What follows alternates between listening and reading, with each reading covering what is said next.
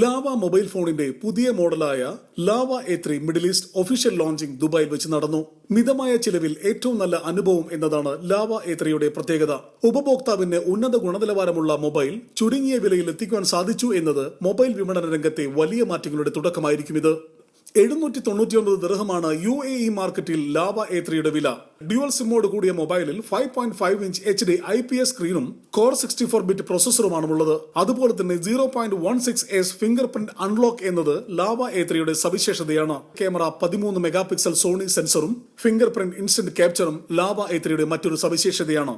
Gold, grey എന്നീ നിറങ്ങളിലുള്ള സെറ്റുകളാണ് പുറത്തിറങ്ങിയിരിക്കുന്നത്.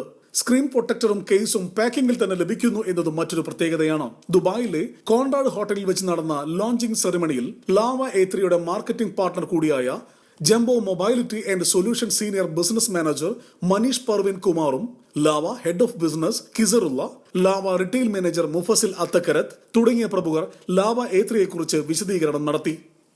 Big 14 middle east, Dubai.